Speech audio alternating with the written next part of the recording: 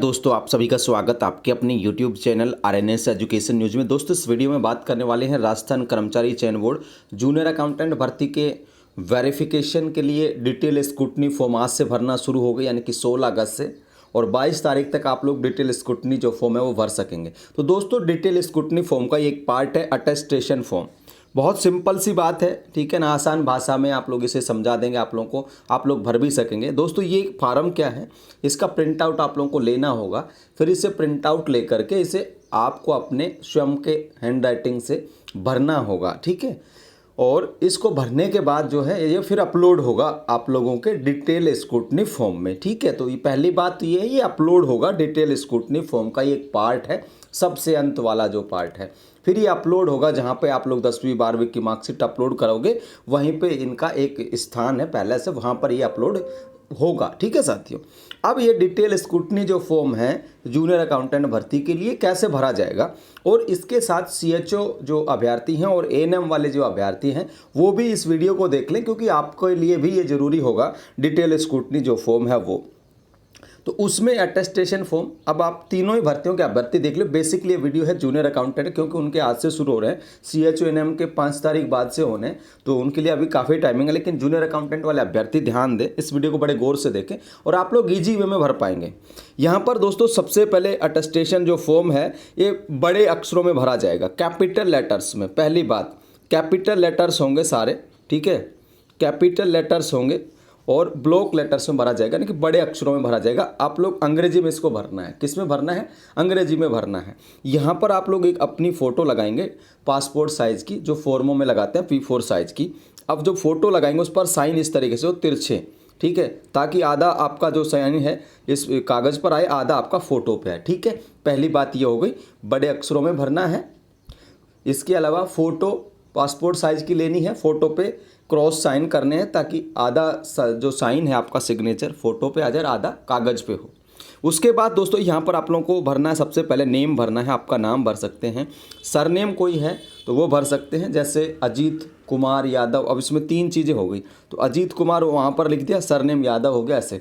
तो सरनेम नहीं है तो आप लोग यहाँ पे डैश लगा सकते हैं, डैश, ठीक है, इस तरीके से बोलते हैं ना, डैश वो।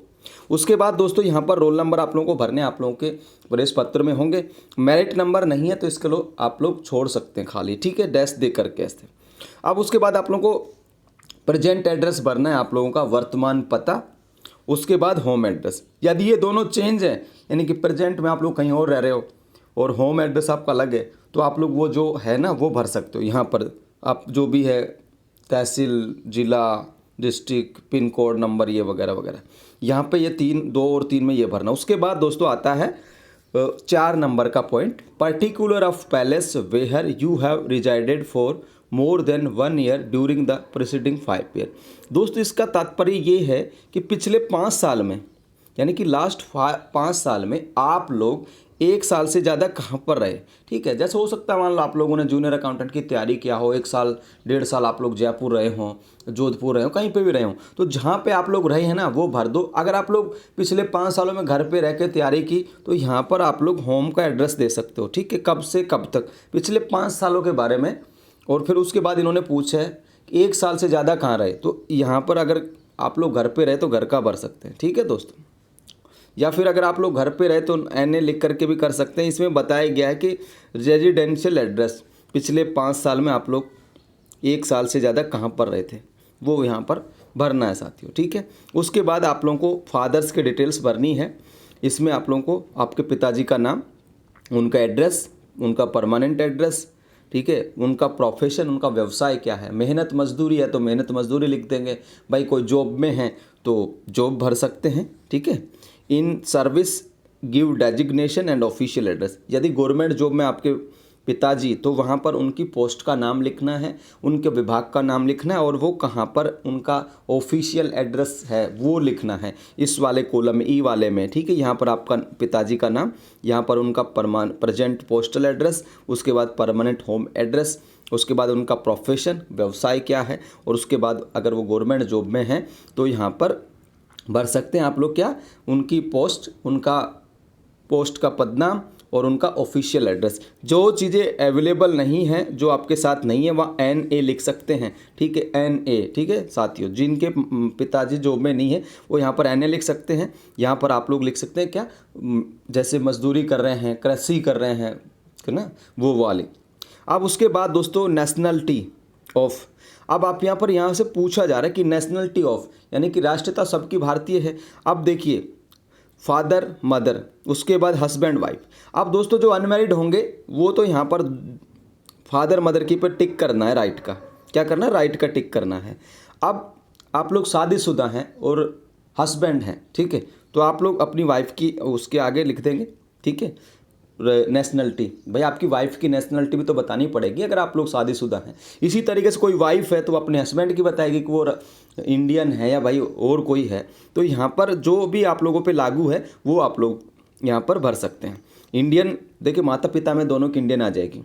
अब हस्बैंड वाइफ वाला कॉलम है, अगर आप लोग लड़के हैं, आपकी शादी हो रखी है, तो आप लोग वाइफ वाले ऑप्शन में राइट का टिक कर देंगे।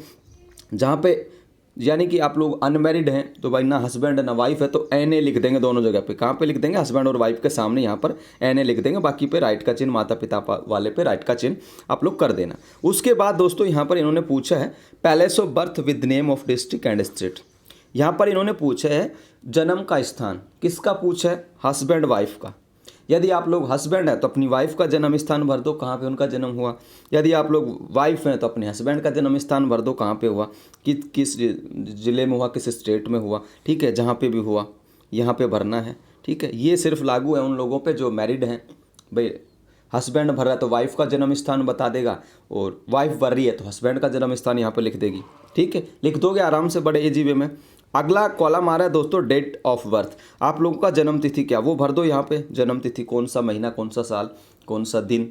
उसके बाद present age on advertise norms, ठीक है दोस्तों, विज्ञप्ति के अनुसार आप लोगों की वर्तमान आयु सीमा क्या। अब विज्ञप्ति की जो आयु सीमा है दोस्तों, उसमें आप लोग को जो आधार वर्ष माना गया था, आधार वर्ष जो माना गया था ना, उस साल को इतने साल की होनी चाहिए उसकी उम्र, उस आधार वर्ष के दिन आप लोगों को एडवर्टाइज नॉर्म्स के अकॉर्डिंग एज लिखनी है, कितनी हो रखी है। जैसे 1/1/2024 आधार वर्ष था तो उसके अकॉर्डिंग आप लोगों की एज कितनी हो रही है, 1/1/2024 तक की एज को यहाँ पर बताना है। अब दोस्तों एज के लिए क्या करना है, कैसे निकालोगे यार, कितने साल कितने महीने हो गए, इसके लिए आप लोग प्ले स्टोर पर जाओ, कोई भी एज का कैलकुलेटर जो है ना डाउनलोड कर लो, वहाँ पे आप डालो डिटेल्स, तो आप लोगों का दिन महीने साल वो निकाल करके दे देगा, ठीक है। क्या करोगे, प्ले स्टोर पे काफ़ी सारे ऐप्स पड़े हैं, ऐप्स हो जो मतलब रेटिंग वगैरह देख लेना भाई, अच्छा ऐप डाउनलोड करना है। उसके बाद आप लोग उस कैलकुलेटर को अपने काम में फ़ोन में हमेशा रख सकते हैं, तो उसमें एज वाले कैलकुलेटर में जा करके आप लोग एज वगैरह को चेक कर सकते हैं, ठीक है साथियों। यहाँ पर इन्होंने यही पूछा है एडवर्टीज नॉर्म्स के अकॉर्डिंग। फिर उसके बाद दोस्तों इन्होंने पूछा एज एट मैट्रिकुलेशन, ठीक है, यानी 10वीं पास के समय आप कितनी साल के थे। अब जिस दिन 10वीं का आप लोगों को रिजल्ट आया, जैसे 12 जून 2014 को आया, ठीक है, तो अब 12 जून 2014 को आप कितने साल के थे, आप लोगों की उम्र, डेट ऑफ बर्थ से, और जिस दिन आप लोगों का 10वीं का रिजल्ट आया उस दिन की डेट तक पूछा इन्होंने कि भाई उस दिन कितने साल के थे आप लोग, 10वीं पास की उस दिन। तो 10वीं पास कब की, जिस दिन आपका रिजल्ट आया उस दिन आपकी 10वीं पास हो गई। तो यहाँ पर 10वीं पास के समय आप लोग की कितने साल थे, आप कितने महीने के थे, कितने दिनों के थे, वो यहाँ पर दोस्तों भरना है। अब उसके बाद देखिए palace of birth district and state in which it is situated. अब यहाँ पर आपका जन्म का स्थान भरना है, गांव से हो तो गांव का नाम भर दोगे, फिर उसके बाद डिस्ट्रिक्ट भर दोगे, उसके बाद स्टेट भर दोगे, ठीक है दोस्तों, ये यहाँ पर पूरा बताएंगे। उसके बाद B नंबर कॉलम है, यहाँ पर डिस्ट्रिक्ट स्टेट वो भी भर सकते हो आप लोग। स्टेट वेयर रिलीजन, यहाँ पर आपको अपना धर्म भरना है, हिंदू मुस्लिम जो भी है ना, जो भी धर्म है आप लोगों का वो यहाँ पर लिख देना है। उसके बाद क्या करना है, are you a member of scheduled caste scheduled tribes, answer yes और no and the answer is yes, state the name thereof. अब यहाँ पे इन्होंने पूछा क्या आप SC ST के कैंडिडेट्स हो, यदि आप लोग नहीं हो तो नो लिख दीजिए, क्या लिख दीजिए, नो। और यदि आप हैं तो आप लोगों को यहाँ पे SC ST के कैंडिडेट्स हैं तो यहाँ पर आप लोगों को लिखना पड़ेगा यस, और उसके बाद आप लोगों का state of the name thereof, कौन सी जाति वर्ग से हैं वो आप लोगों को यहाँ पे लिखना है, ठीक है साथियों। ये सिर्फ SC ST के लिए, SC ST से नहीं है तो यहाँ पर नो भर के बात ख़त्म करिएगा। अगला कॉलम है दोस्तों यहाँ पर educational qualification showing places of education with years in school and college since 15 years of age, यानी कि 15 साल की आयु के बाद आप लोगों ने कौन कौन से पढ़ाई किया, 10 किया है, 12 किया है, ग्रेजुएशन किया है और कुछ किया है, वो सब कुछ आप लोगों को बताना है। अब यहाँ पर देख लो दोस्तों, ये 5 कॉलम है, 1 2 3 4 5। अब आपको इसको इस तरीके से भरना। अगर एक ही स्कूल से आप लोगों ने 10वीं 12वीं करी है तो यहाँ पर आप लोग उस स्कूल का नाम भरोगे, उसका कौन सी जगह थी वो, उसका फुल एड्रेस भर दोगे पहले नंबर कॉलम पे, ठीक है। उसके बाद डेट ऑफ एंट्रिंग, किस तारीख को आप लोगों ने 10वीं क्लास में एडमिशन लिया। किसी को ध्यान नहीं है तो 1 जुलाई वाला रख लो ध्यान, ठीक है, क्योंकि उस टाइम पे 1 जुलाई खुलते थे school. Date of living, date of living का मतलब है कितने तारीख को आप लोगों ने, जैसे 12वीं पास किया आप लोगों ने, जैसे 15 मई को रिजल्ट आया तो 15 जो मई है वो कौन से सन में थी, 2000 मान लो 14 में किया तो वो लिख दोगे। उसके बाद एग्जामिनेशन पास्ट, अगर दोनों 10th 12th एक जगह से की हैं तो यहाँ पर लास्ट वाले कॉलम में ध्यान रखना दोस्तों 10th 12th भरना है। क्या करना है, 10th 12th भर देना है।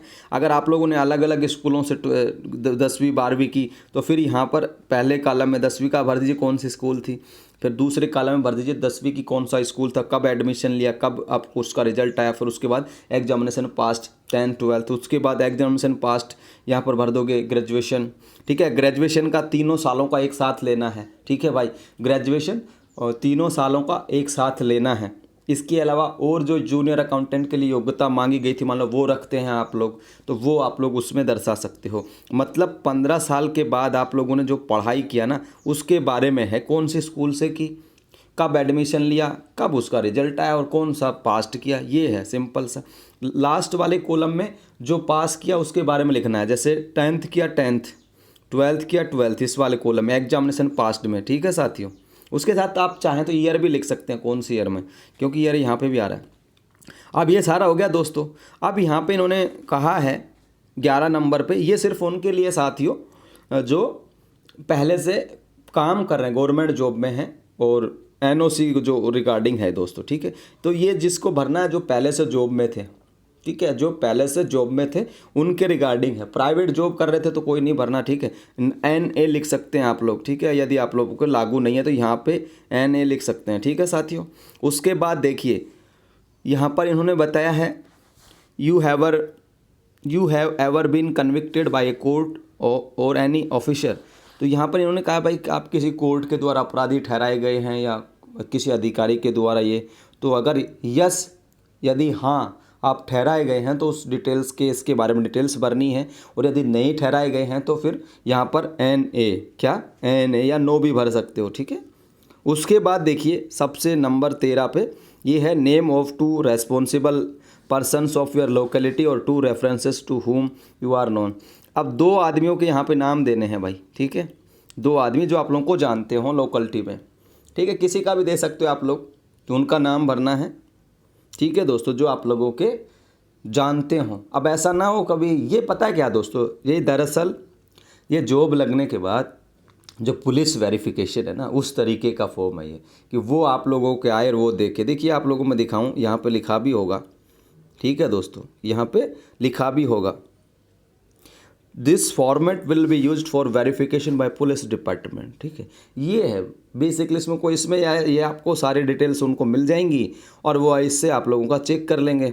अब ये यहाँ पे 2 रिस्पॉन्सिबल आदमियों के नाम देने हैं, महिला का भी दे सकते हैं, पुरुष का भी दे सकते हैं, ऐसा जरूरी नहीं भाई आदमियों को ही देने हैं, किसी का भी लिख दो आप लोग, ठीक है, जो आप लोग को जानता हो। लेकिन अब आगे देखिए दोस्तों, यहाँ पे डेट भर देनी है, यहाँ पे पैलेस आप लोग भर देने, यहाँ पे आप लोग अपने साइन करने हैं। उसके बाद देखिए यहाँ पर ये जो वाला कॉलम है साथियों, ये वाला जो पेज है, यहाँ पर आप लोगों को इसको अटेस्टेड करवाना है गजेटेड ऑफिसर से। अब गजेटेड ऑफिसर डॉक्टर हो सकता है, प्रिंसिपल हो सकता है, स्कूल लेक्चरर हो सकता है, कोई भी हो सकता है। उसकी रबर स्टैंप, उसका डेजिग्नेशन, उसका पैलेस और डेट, ये गजेटेड से अटेस्टेड होगा सबसे लास्ट वाला गजेटेड ऑफिसर से, ठीक है साथियों। और फिर इसको भर कर के पूरा भरा गया, गजेटेड ने भी आपको वेरीफाई कर दिया।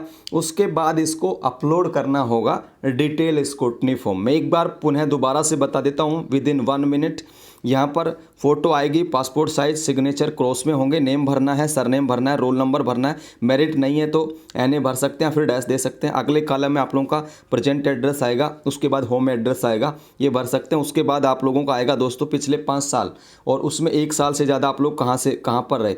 यहीं घर पर रहे तो घर का एड्रेस भर सकते हैं, ठीक है। और घर से बाहर रहे तो ये यहाँ पर भर सकते हो। घर से बाहर कब से कब तक 1 साल तक तैयारी की, यहाँ फ्रॉम टू कब से कब तक, डेट यहाँ पर भर देनी है, कब से कब तक रहे, कहाँ पर रहे, वो उस फुल एड्रेस यहाँ पर भर देना है, ठीक है साथियों। अगला यहाँ पर देखिए फादर डिटेल्स, फादर के बारे में भरना है, उनका नाम, उनका प्रेजेंट और परमानेंट एड्रेस, उनका व्यवसाय, गवर्नमेंट जॉब में है तो उनकी डेजिग्नेशन लिखनी है, उनके ऑफिस का एड्रेस लिखना है। उसके बाद नेशनलिटी, आपके माता पिता की नेशनलिटी लिखनी है। अगर आप लोग विवाहित हैं तो फिर आप अगर हस्बैंड हैं तो वाइफ का लिखना है, वाइफ है तो हस्बैंड का लिखना है, उनकी नेशनलिटी क्या है।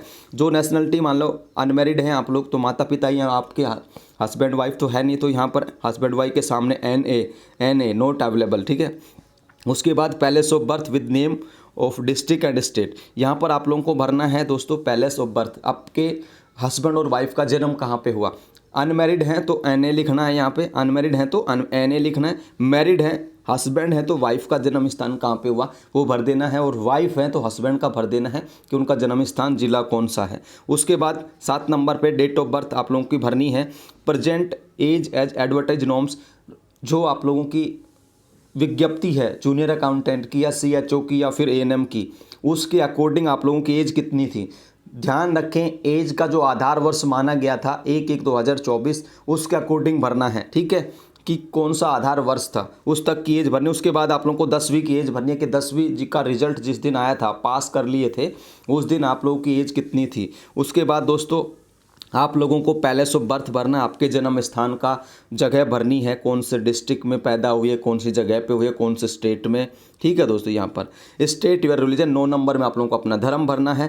9 नंबर के B कॉलम में आप लोगों को भरना है, यदि आप लोग SC ST से हैं तो यस करके आप अपनी कास्ट लिख सकते हैं, और दूसरा यदि आप लोग SC ST से नहीं है तो नो लिख सकते हैं यहाँ पर। उसके बाद आता है दोस्तों 10 नंबर पे आप लोगों की एजुकेशनल क्वालिफिकेशन, जो आप लोगों ने 15 साल की ईयर्स के बाद जो है पढ़ाई की, ठीक है, 15 वर्ष के बाद जो पढ़ाई आप लोगों ने की उसके बारे में भरना है, स्कूल का नाम, कॉलेज का नाम, उसके बाद यहाँ पर कब एडमिशन लिया, कब वो रिजल्ट आया, और एग्जामिनेशन पास्ड, यहाँ पे जो मैंने बताया था, ठीक है। उसके बाद दोस्तों यहाँ पर ये है सिर्फ उन एम्प्लॉय के लिए जो पहले से गवर्नमेंट जॉब में कार्यरत थे या फिर डिपार्टमेंटल एम्प्लॉय थे, उनके बारे में कि भाई कौन से कब तक आप काम कर रहे हो, ठीक है।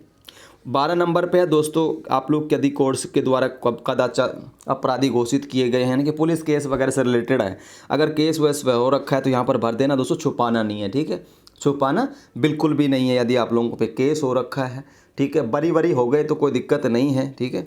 उसके बाद नेम ऑफ 2 रेस्पॉन्सिबल पर्सनस, उनके 2 जिम्मेदार व्यक्तियों के नाम भरने हैं, ठीक है। और उसके बाद यहाँ पर गजेटेड से अटेस्टेड करवाना है। आई होप, उम्मीद करता हूँ आप लोगों को समझ में आ गया होगा। ब्लॉक लेटर्स में भरना है, नीला और जो ब्लैक है, कोई भी पेन आप लोग ले सकते हैं, ठीक है, कोई दिक्कत है नहीं, नीला और ब्लैक, ठीक है। बड़े अक्षरों में भरना है और इंग्लिश में भरना है, ठीक है साथियों, बड़े अक्षर हो, इंग्लिश में भरना है। फ़ोटो लेटेस्ट होगी, उस पर क्रॉस पे साइन करने हैं, ठीक है साथियों। ये भरा जाएगा पेन से और उस पर इसके बाद ये अपलोड होगा, ठीक है दोस्तों। नेक्स्ट वीडियो में आप लोगों को बताएंगे जूनियर अकाउंटेंट के और डॉक्यूमेंटेशन के लिए कौन कौन से शपथ पत्र, जाति कितना पुराना, वो वीडियो भी आज दोपहर तक आ जाएगा चैनल पर। तो दोस्तों फिलहाल इस वीडियो में इतना ही। जय हिंद, जय भारत। ये जानकारी शेयर कर दीजिएगा सब तक, जूनियर अकाउंटेंट के हर एक अभ्यर्थी के मोबाइल में ये वीडियो जाना चाहिए ताकि दिक्कत ना हो अटेस्टेशन फॉर्म को भरने की, ठीक है साथियों। और ये सारे के सारे डॉक्यूमेंट अपलोड होने के बाद आप लोगों को डिपार्टमेंट भी बुलाएगा, कोष और लेखा विभाग जो है वो खुद बुलाएगा आप लोगों को। लेकिन ये दोहरी चीज़ें नहीं करनी चाहिए थी दोस्तों, जब ऑनलाइन सारे कागज़ अपलोड हो गए तो फिर बुलाने की आवश्यकता नहीं थी। लेकिन ये तो निर्णय है उनका कि वो 2 तरीके से करना चाह रहे हैं, कागज़ आप लोगों के ऑनलाइन अपलोड हो गए, फिर आप लोगों को ऑफलाइन भी बुलाएंगे, तो ये चीज़ों को थोड़ा डिले करने की कोशिश है। भाई जब ऑनलाइन आप लोगों ने कर लिया तो फिर ऑफलाइन क्यों बुला रहे हो? जब सारे डॉक्यूमेंट आप बच्चों से ले रहे हो तो फिर ऑफलाइन बुलाने की आवश्यकता क्या बच्चों को? लेकिन पता नहीं दोस्तों क्या कुछ है, वो तो विभाग जाने। लेकिन आप लोगों को ये फॉर्म सारा कुछ भरने के बाद एक बात और बता दूं दोस्तों, जो भी आप लोग ये डिटेल स्क्रूटनी फॉर्म भरेंगे तो उसमें सारी चीज़ें आएंगी आप लोगों की, चरित्र प्रमाण पत्र, सारा कभी ये सोचो कि यार ये ऑनलाइन में तो नहीं, ऑफलाइन में चल जाएंगे, तो ऐसा बिल्कुल भी नहीं है। ठीक है, डिटेल स्क्रूटनी फॉर्म में सारी चीज़ें आप लोगों को आएंगी। 10वीं 12वीं की मार्कशीट, अंक तालिका, सारे जाति मूल, शपथ पत्र, जो कुछ चरित्र प्रमाण पत्र, आयकर प्रमाण पत्र, बच्चों का शपथ पत्र, सारा कुछ आएगा।